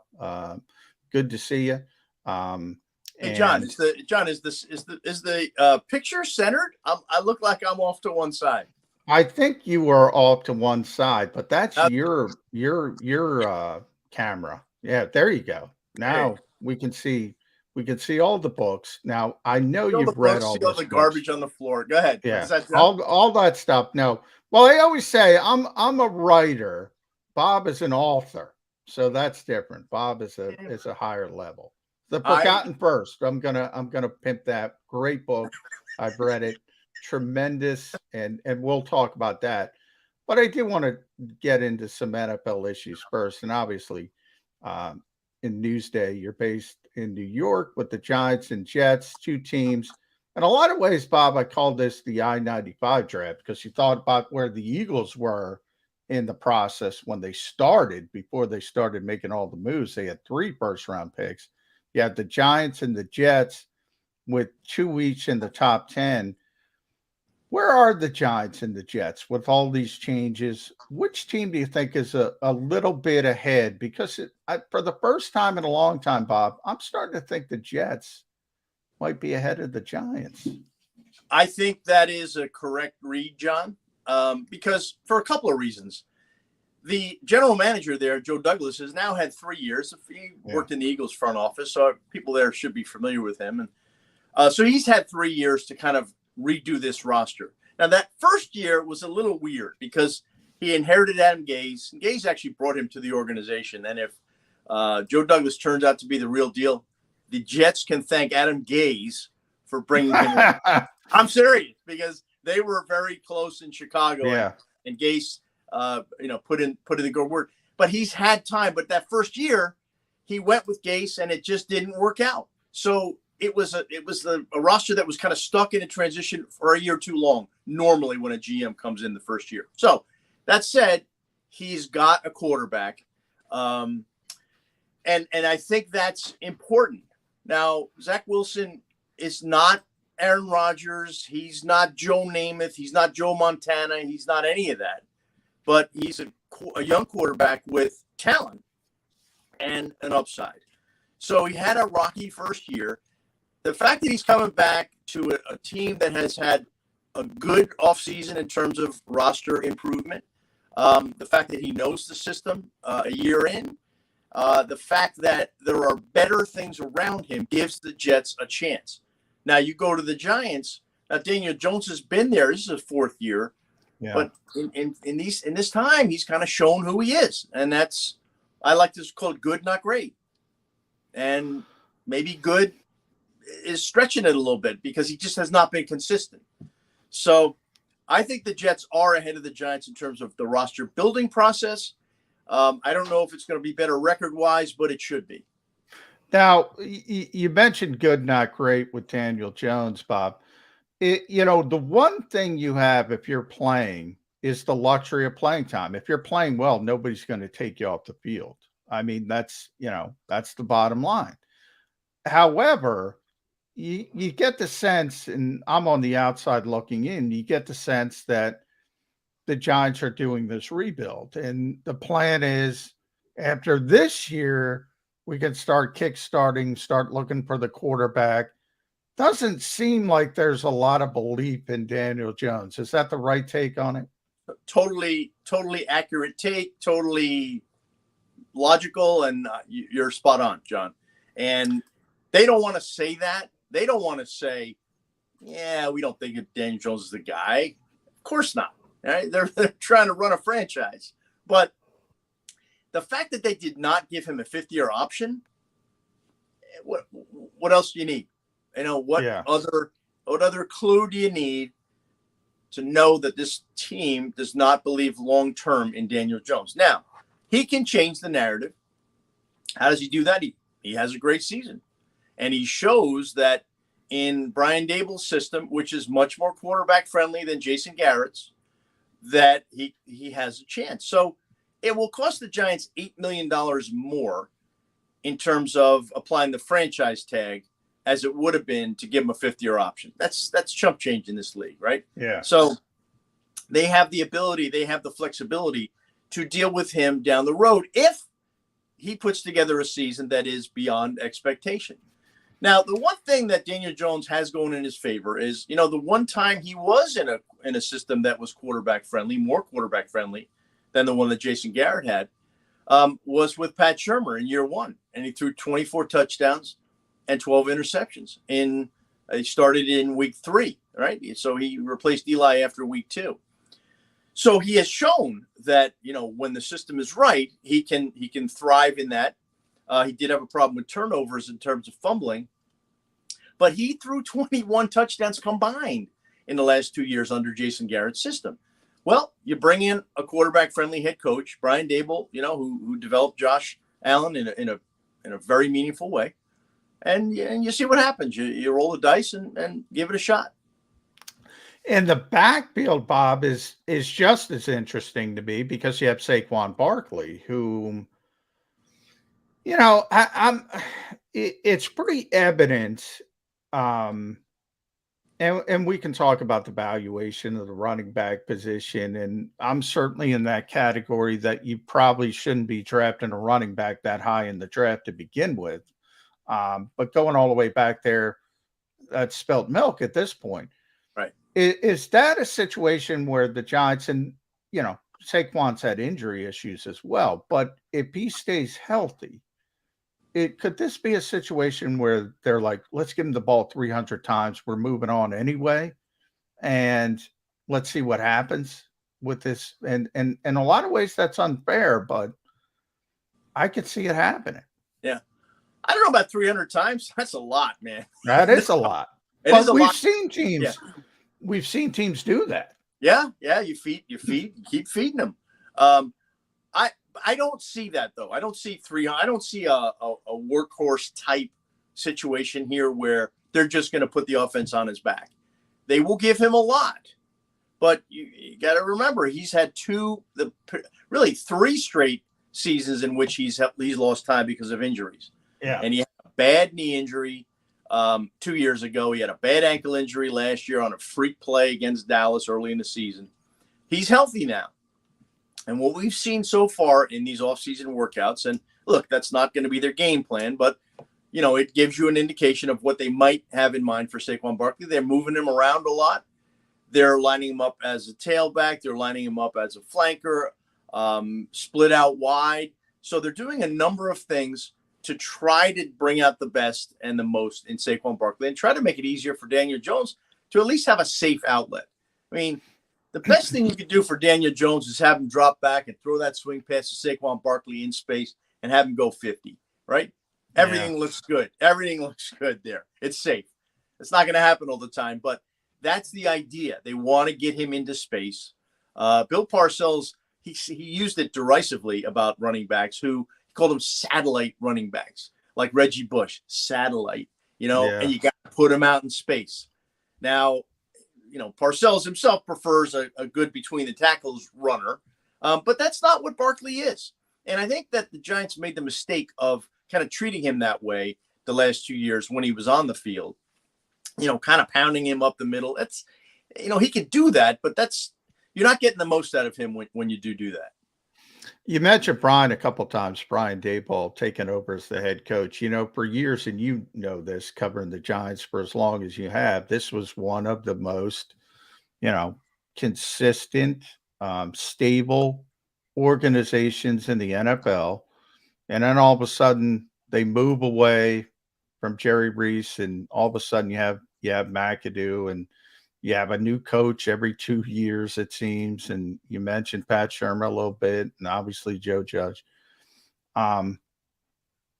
Obviously it's tremendously early, and it's about more than Brian Daboll. You have Mike Kapka, our old friend here in Philadelphia, is the offensive coordinator. Wink Martindale is the defensive coordinator. Do you think the Giants finally got it right with the coaching staff? I am cautiously optimistic they got it right, not only with the coaching staff, but with Joe Schoen as the general manager. And that probably is the most overarching important thing there, because Dave Gettleman, his tenure was an unmitigated disaster. You got to face it. It just, that team went from bad to rock bottom. And it hasn't been that bad in this town for over a sustained period of time since the 1970s. And John, the fumble when Herm Edwards scooped up that fumble from Joe Pisarcik to Larry Saka, that was 1978. And that's a long time to go between rock bottom eras, but that's how bad it has been for the Giants. Lack of stability at the coaching position and bad personnel decisions by the general manager. And I think the one mistake that John Mara, the team owner, made was, he hired Gettleman thinking he was going to get stability, thinking he was going to get the next George Young. Let's face it. And George Young was the greatest general manager in franchise history. He's in the Hall of Fame. He turned that team around after the fumble. But Gettleman turned out to be a bad personnel guy. He drafted Barkley with number 2 instead of a quarterback. He had Josh Allen there. But the problem was, after 2 years, he fired Pat Shurmur. He didn't clean house there. That was the problem. So it's hiring Dave Gettleman is one thing. Rehiring him was the real mistake there, if you will. And the Giants are still paying for it. So Joe Schoen is the guy. And Daboll, I think, will be a good head coach. But listen, John, this town's not very patient. Philadelphia's not very patient either. It's going to be a bad year. It's going to be a bad year for the Giants. So you're going to have to give Brian Daboll some patience that, other coaches have not had the last couple of times. Well, yeah, it looks like the Giants are set for the rebuild. I think fans will start to understand that. Maybe I'm a little bit wrong, because it's been so long, and both New York football teams have been down for so long. But I think you see some light with the Jets. I do want to get the national perspective from you, because here it's the exact opposite. I think people are skipping steps. I call this list season. Everybody's putting out their power rankings, Bob. Everybody, Pro Football Focus just said the Eagles, they haven't had 1,000-yard receiver since Jeremy Maclin. They say they have the 4th best receiving group in the NFL now. Obviously, their offensive line is tier 1, according to Joe Banner and Mike Tannenbaum at the 33rd team. All these, on paper, the Eagles look okay, but you need the quarterback. And Matthew Stafford isn't the quarterback, and Tom Brady isn't the quarterback, and Aaron Rodgers isn't the quarterback. What is your take on the Eagles in their offseason? I think they've had a very vibrant offseason, which Howie Roseman has made a habit of doing, for better or for worse. And I think it's been a very aggressive, but I think a smartly aggressive effort by Roseman and his staff to build around Jalen Hurts. The question is, and the question will always be, with any team and any young quarterback. Is this the right guy? I personally think there is a limited ceiling with Jalen Hurts. You know, you don't go in the second round without there being an issue, not in this league. So I think he's a terrific leader. I love him as a, you know, as an athlete, as a player, as a guy who just he's got what you want for the quarterback position. Guys love playing for him, and he is an accountable player. We saw that at Alabama. We saw wherever he was. But does he have the talent, physically have the talent to be that elite quarterback? I don't think he'll get to elite status. It's got to be, is he good enough to rally this team with the pieces around him, on both sides of the ball, not to not screw it up, but to get to a point where they can be competitive. And I'm talking about not just making the playoffs. I'm talking about doing something in the playoffs. I personally don't see that, but I would love to be convinced otherwise. I always look at San Francisco and for what the Eagles are trying to build. If you think about what the 49ers have done with Kyle Shanahan, and you have 2 Final Four appearances, and I would argue if Nick Bosa doesn't get hurt, maybe, you know, that kind of set things in a negative direction the year they kind of took a step back. And obviously Jimmy Garoppolo is not a superstar quarterback. So as difficult as it is to win without the star, the Bradys, the Rodgers, even the Matthew Staffords, is it viable consistently to do what San Francisco has been able to do with Kyle Shanahan, and the fact that, hey, they outplayed Kansas City in the Super Bowl, Bob. They probably should have won that football game. And then you fast forward, they were very close to going back again this season. Is the margin of error just too small? Is that why the 49ers are looking for Trey Lance? Is that why? Is it just too difficult to do it that way?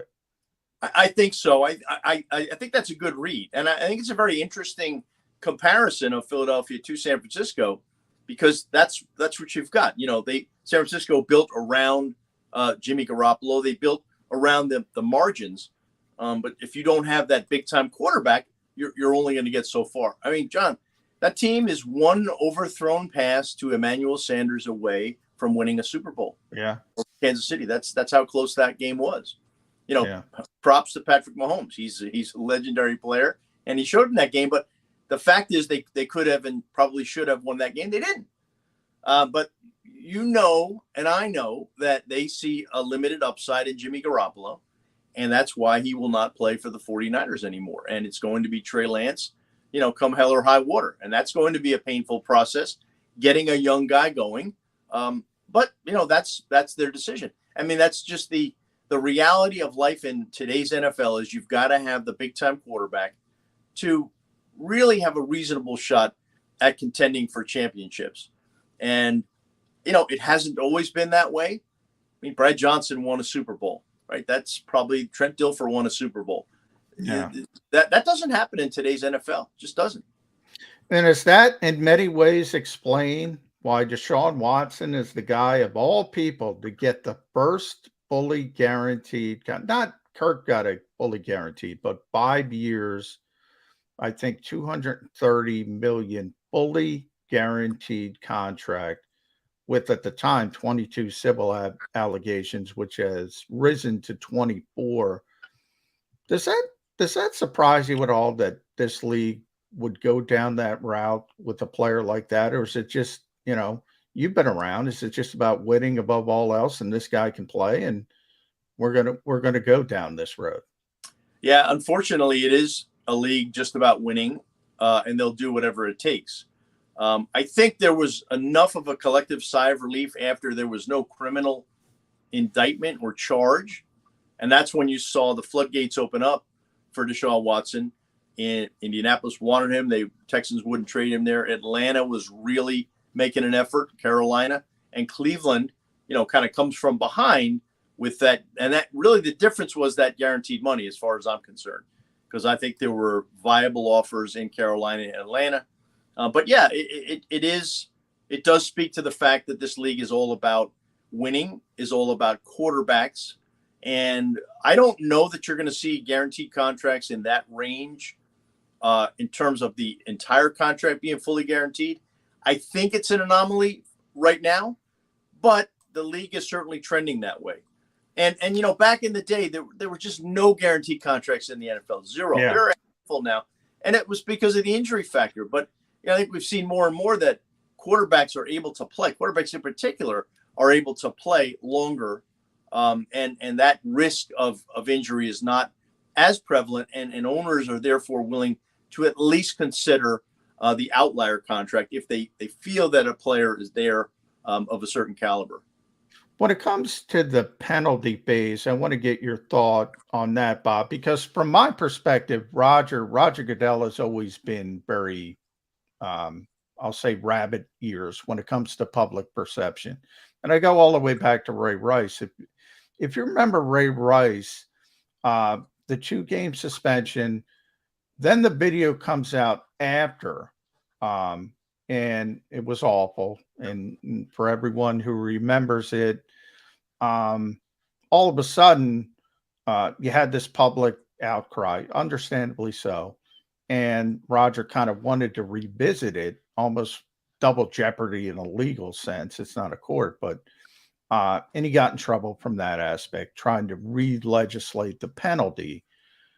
Do you think this league, number one, do you think this league is too cognizant of outside public perception? And the second part of that, does that mean Deshaun Watson might go from 6 games to 12 games or maybe even a full season? Or who knows? People have brought up the pitcher in baseball, Trevor Bauer, yeah. Trevor Bauer, which I don't think is going to be that harsh. But just your thoughts on the way Rodgers handled the penalty aspect, and if you think public perception kind of fuels it. Oh, I think there's no question the NFL is very concerned about public perception. I think Goodell has been over time. He got crushed on the Ray Rice penalty, the initial penalty, rightly so. 2 games for what happened there was nothing, and that really created a years-long problem for him in terms of that situation. But the league did change as far as its emphasis on domestic violence. But now you come back to Deshaun Watson, and hey, where are you with that? Now, there's one dynamic here, John, that plays into it. It's not just Roger Goodell's show here. They changed things around in the discipline phase of it, where there is a mutually appointed arbiter here, and it's a judge. I do not recall her name, but she will have just as much of a say as Roger Goodell here, maybe even a bigger say.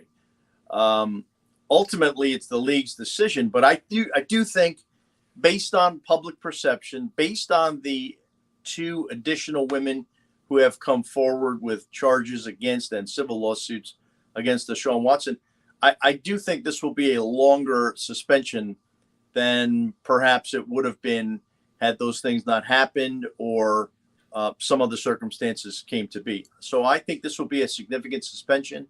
And if it's not, I think there's going to be a huge outcry that the league went way too, not harsh enough against Deshaun Watson. So a lot of people want to know what's going to happen. I think we'll find out within 2 weeks what that penalty will be. And you think it's going to be that soon? 2 weeks? I think it'll be by the end of June. Yep. All right. Listen, John, you can't wait much longer. Yeah, that's true. Got training camp. You have to decide well before then. And the league shuts down for most of the month of July. It's got to be done. Yeah. July 4th news dump, maybe that weekend. I say if it's going to be a news dump, then it's going to be a very light suspension. If it's going to be a harsh suspension, I think it'll be done with plenty of time for the league to. That's a good point. Yeah, that's a very good point. If they think the public perception is going to be, yes, they got it right, it will come out not on the July 4th Friday. All right. Speaking of controversy, he is Bob Glauber at Bob Glauber on Twitter. Follow him there at Newsday Sports, the NFL columnist for New York's Newsday, one of the best to ever do it. And with Father's Day coming up, I want to mention Bob's book, The Forgotten First, tremendous book with Keyshawn Johnson, the untold story of the first 4 African-American players to break the color barrier in pro football: Kenny Washington, Woody Strode, Marion Motley, Bill Willis. So everybody, if your dad is a football fan, make sure you pick that up. It's a tremendous read. Bob, Look at that. I got it. Yeah. I appreciate you jumping on the show. Sure. And Bob, one more controversy. I can't let you. Jack Del Rio, is he going to survive this? Wow. It's a tough one. I think that'll be up to Jack Del Rio. I don't think Ron Rivera wants to fire him. I think the controversy will die down at some point, and it's a matter of whether Jack Del Rio feels he can face the players, and the players feel that they can face Jack Del Rio, and him be their leader. I suspect that he will continue as defensive coordinator, but I could also see a parting of the ways. I don't mean to be wishy-washy on it, but it's a tough call. We're in uncharted waters on this thing, right? Yeah, it's a very tough call. Very difficult situation. Ron Rivera's had so much to deal with unbelievable. Yep. And he's done a tremendous job. And Ron's a difficult guy not to root for, but man, just like to have some smooth waters for Ron Rivera. He has not had it, man. But he's the perfect coach to kind of get through this series of storms. I just don't know how much more a guy can go through without it buckling under him. Speaking of series of storms, hopefully the next time, and you're certainly going to be back, Bob, hopefully Jody Mack will make it and get past his series of storms. Appreciate it, though, buddy. Thanks for coming on. My pleasure, John. Always good to talk. I'll see you soon. All right. Thanks, Bob. More Birds 365 here on a Monday. JAKIB Media, JAKIBsports.com, JAKIB Sports on YouTube. Back after the break. Go for the pulls and the pools. Go for the oohs and the ahs. Go for the bubbles and the bubbly. Go for the story and the stories. Go for the win. Go to Ocean Casino Resort. Book your trip at theoceanac.com.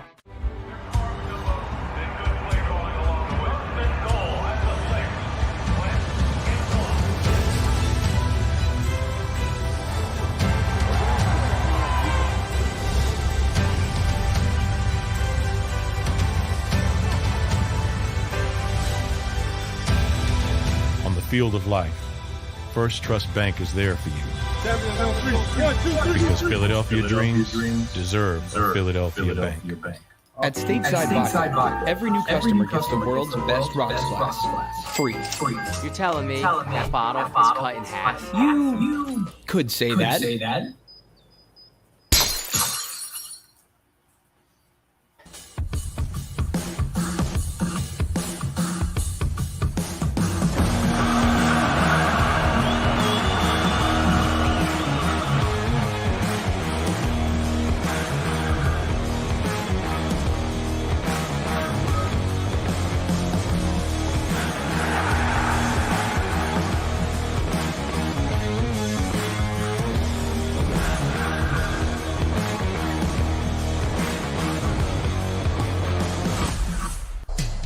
At Action News, we cherish every moment, and it's our profound responsibility to bring you closer to your world. Never miss a moment. Trust the people at Action News.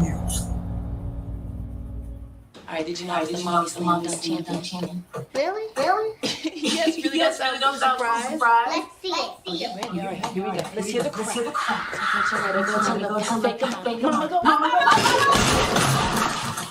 She did it. Again? You can't avoid gravity, but United Healthcare can help you avoid financial surprises by helping you compare costs and doctor quality ratings. United Healthcare. Go for the midnight dares. Go for the game. Go for the hits. Go for the fans. Go for the win. Go to Ocean Casino Resort. Book your trip at theoceanocean.com.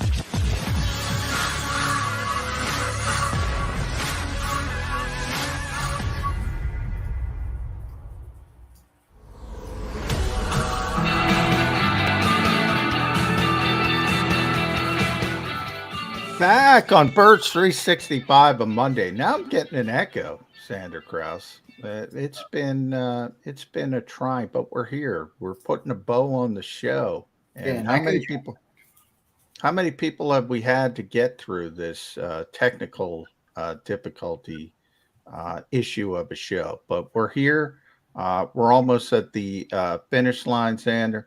I did want to talk about Bob. Bob is tremendous. He has a really, really well-versed knowledge of the league dating back years and years and years. And the issues that seemingly always crop up with this league and Roger Goodell, there has been a bit of a shift, as Bob mentioned. It used to be the judge, jury, and executioner, Roger Goodell. He would be in charge of all disciplinary action. Now there's a little bit more of a give and take with an independent arbiter. So it is going to be interesting to see what Deshaun Watson and what that penalty is going to be. And Bob brought up a good point. They got to make the decision soon. Yeah. And if it's harsh and if they think it's going to go over well with the public, they'll probably be really proud of it. On the other hand, if it's 6 games and there's going to be a lot of people upset, you're probably going to get that July 4th news dump potentially. Is it? I was thinking, John, is it? I don't know. I obviously don't know the terms of the deal, but could they look to void that contract if this gets bad enough? I mean, it just seems to be, someone put it best. You thought that when they signed the contract, this was in the and the court stuff happened, you thought this was going to move to the rear view. It just seems like more stuff keeps coming. Yeah, well, that's the issue. When you talk about voiding the contract, it's a possibility if there's more accusations. So Cilio talks about there's a clause in every contract. Conduct detrimental to the team. Yeah. NFL. Yeah. And it's big. Now, he's fine as far as the 22 allegations that there were no criminal charges in. But the more allegations there are, all of a sudden the authorities, they're not beholden to the NFL. They can open up another case. And obviously, if that were to happen and he was indicted, and then you could start talking about, hey, potentially voiding the contract. If he was convicted, you would void the contract. But that's a long way away. And this has been from the start sort of a he said, she said type of thing, even though there's a bunch of she's, 66 of them at last count, according to the New York Times. So that's the biggest issue. But from an Eagles perspective, from a Birds 365 perspective, Xander, the Eagles dodged a bullet. Now here's my real quick, and I don't want to get too deep into this, but where does I know that there's 66 and you can have your opinions and your thoughts about the man and whatever. I'm not talking about that. Yeah. I'm talking about the old saying that a grand jury can indict a ham sandwich. Yes. There's 22 counts presented to them for like a year long or however long it was, and they don't send one of them. Yeah, says a lot. Just I don't know. To me, when I saw that, and this was back before Cleveland made the move for him, I thought that it seemed like a little bit of, I don't know, a little bit of sketchy stuff going on there. I don't want to speak too much on it because, yeah, you'll get in trouble. Subject, but well, I mean, one of the issue is, when remember, and John McMullen was on the show last week. Right, on Friday. Miami had a deal in place to trade for Deshaun Watson at the trade deadline last year. the one caveat was you have to settle these civil suits. And that's when Deshaun offered basically $100,000 to all 22 women. 18 of them accepted it. 4 were holdouts. That's the reason he's not in Miami right now. You know, somebody offers $100,000. Oh, can I get $100,000? You should at least bring that into conversation. That is real. Yeah, but right. From my perspective, here's the issue and why I say the Eagles dodged a bullet. Even in the best case scenario for Deshaun Watson, and the best case scenario for him is he's being essentially extorted. Even if that's the case, even if you want to default to that, right, this guy's too dumb to run my team on the field to put himself in this position. I don't want him. I don't want him. Yeah, I mean, that's where I'm with you in terms of, like, I'm not talking about the off the field stuff. I'll let the system and the courts and, you know, I'll let the truth come to light that way. But I mean, being a quarterback of an NFL franchise, you're talking about the Denver Broncos just sold for $4.5 billion. What does that make the Philadelphia Eagles worth? Yeah. This is the conductor of that train. You got to make sure that man has a good head on his shoulders, for better or for worse. And I think that's a good point. Point well taken by you. Yeah, Jalen Hurts. Yeah, he's a perfect example. I mean, say what you want about his talent. He checks every box. Yeah. From that point of view. And, you know, just common sense, and people should have that in their sort of their back pocket. But we'll get into that and more on Tuesday's edition of Birds 365. Hopefully Jody Mack is back up and running, but we'll see. If John, not, I got to quick recap it. We started John McMullen, Tone to Shields. I thought Tone did a great job. Tone, if you're listening, good job, brother. Then it went the classic John McMullen, Ed Kratz combination. Then it went Johnny Mack, Xander Krause, Johnny Mack, Bob Glaber. Wow, John, you were like a choo-choo train today. Yeah, man. Got to get through it. Got to get through it. Hopefully it'll be a little bit easier tomorrow. I'm trying to think. I got somebody booked for 9:20, but I can't. I've been trying to get through the show. I forget. I don't remember, but we'll let you know tomorrow on the show. Hopefully Jody Mack will be back Tuesday, 9:20. That's it. Who? EJ Smith. EJ will be back. So EJ is a great follows great reporter covering the Eagles for the Philadelphia Inquirer. So he'll be here. We'll have somebody else. I'll be here. I know that. Xander Krause might be here. Tone DeShields might be here. It's days like today, you appreciate Jody Mack. Let's get him back, steady the ship on Birds 365 a little bit more. Well, come on. You got to give me some credit. Oh, yeah. Well, you kept the ship steady. Yeah, I'm talking about let's get this show back on the rails in terms of, some continuity. Let's get the rudder. Get the rudder. And I'll do the 2 and 2, back in 2 and 2. I'll do the Jody Mack. Put a bow on the show. Thanks, Xander. You've been listening to Birds 365, the destination for the passionate Eagles football fan who bleeds green. If it's Eagles football, we're talking about it. Debate inside the locker room and guests that are some of the greatest football minds from around the region. We hope you enjoyed the show. We know we had a blast. Make sure to like, comment, and subscribe, and we'll be back soon. But in the meantime, hook up with us on social media at JAKIB Sports. See you next time on Birds 365.